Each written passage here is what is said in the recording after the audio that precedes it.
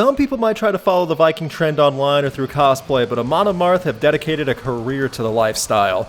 Everything about the band screams death and destruction in the old Nordic fashion. Berserker, the 11th studio album for the band, is continuing that notion and telling a tale of old gods and war. Everything that death metal fans could ask for. The last time I talked about Amon Amarth in depth was for the review of their previous album, Viking, one I really liked. Olavi from the band said that on Berserker they wanted to create more dynamics, not having songs that just chug along with riffs. It's a good attitude to take, especially when there is abundance of that in metal already. While the previous album had a story to tell, Berserker feels the same way. Songs with story-driven lyrics and each track laying groundwork for characters and ensuing battles. Growling vocals telling it all just adds to the atmosphere of a Viking ship on fire with 100 warriors trying to kill each other on a ship deck. While that may sound like typical Amon Amarth, Johan Hegg said that it feels like Amon Amarth 2.0. His reasoning was that Berserker allowed the band to explore other parts of their musicality. After bringing the recording session to Los Angeles for a new perspective, I can see how Amon Amarth wanted to expand a bit after the 10 previous albums. They have a unique brand in the metal world and a legion of fans, but it's always worth it to branch out a bit. The hype really started up when the first single, along with the music video, Raven's Flight, debuted. Not only did it have a star-studded cast as warring Vikings, but the song itself is a standout on Berserker. Heavy riffs, a pounding drumline, and Johan growling like an animal. The chorus lyrics of "We hold our heads up to the sky" really hooks you in, and for 5.5 minutes, it goes by really quickly.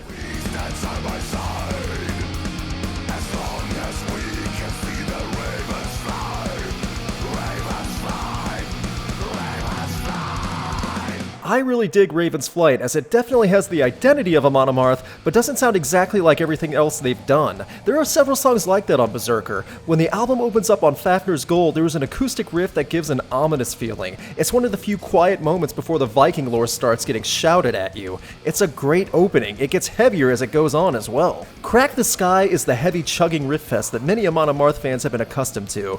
It's not bad, but admittedly, it's not as strong as Raven's Flight. It's followed up with MJOLNER, Hammer of Thor, however, and that's a song that really proves that the guitar dynamics and changes were a focus on the album. MJOLNER, the Berserker at Stamford Bridge, and Skoll and Hati later in the album feel like the intensity is picked up while there is a bit more variety in the style. It stands out. Amon Amarth are best at getting loud, shredding, the growling and bass drums, and when they expand on their playing, while keeping that intensity, you get the shining moments on Berserker.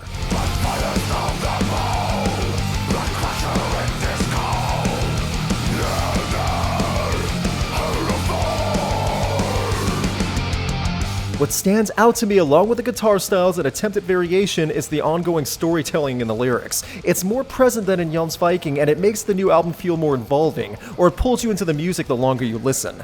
Add the previously mentioned dynamics and variety in tone through guitars, and it adds to the whole experience. There are a few songs that don't fall into that guitar play category and have a steady riff throughout. Tracks like Ironside and Shield Wall don't stand out as well as previously listed songs, but even those have moments that break the speed and offer just enough to feel like they contribute to Berserker. Amon Amarth tried to add to their style, but didn't stray far away from what their fans would want in the end.